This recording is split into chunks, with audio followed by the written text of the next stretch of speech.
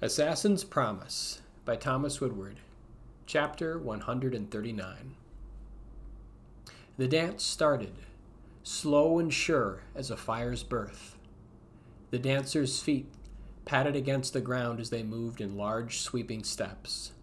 Red was the theme of this night, as it had been for each day leading up to this one. Like blooming orchids, the dancers shrugged off their snowy white capes, deep crimson fabric showing beneath, that clung tight to their bodies. The firelight cast silhouettes that rose above the castle walls.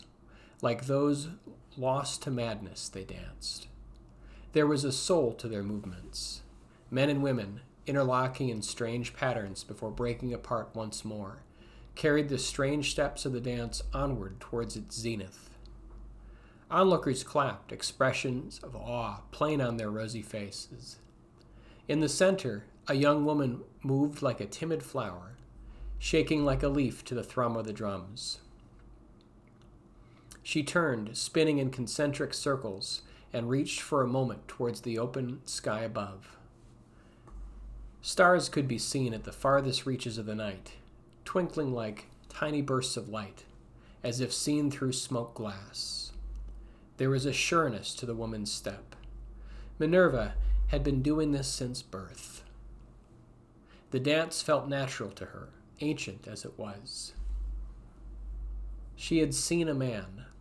He had broken her gaze away days ago. She danced for him now. Those cruel, hard eyes regarded her silently from a distance.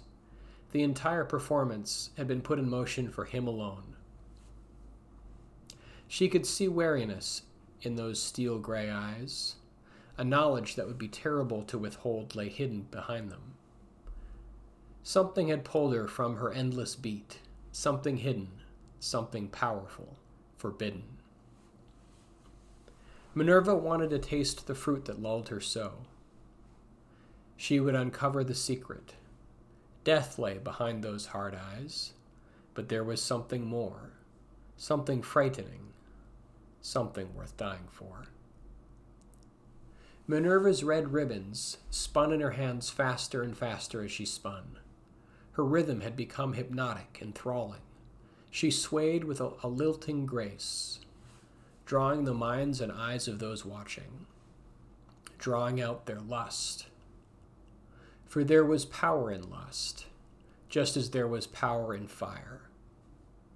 Sometimes the two blended to become one, a single flame that held two bodies to the roaring inferno. And in that storm of heat, she would take forbidden knowledge.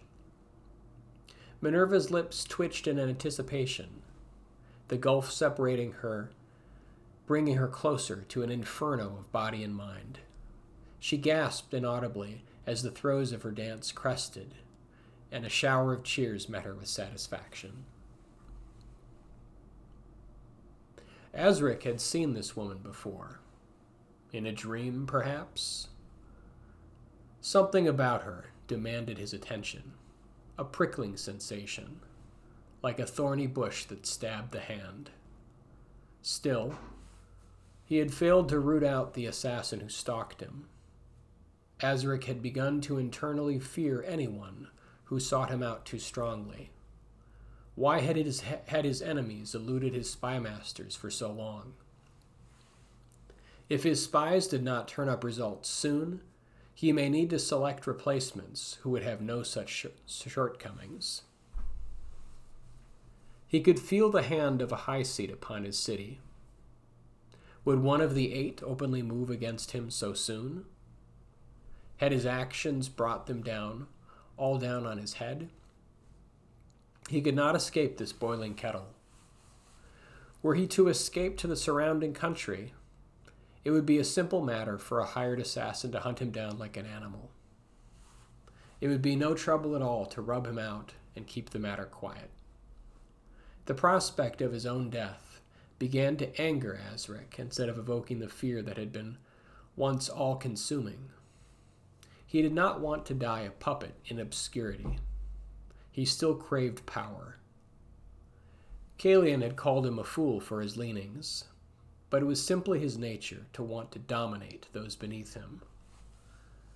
Perhaps this would-be assassin would present themselves in front of Azric if he waited long enough. Could it be so easy?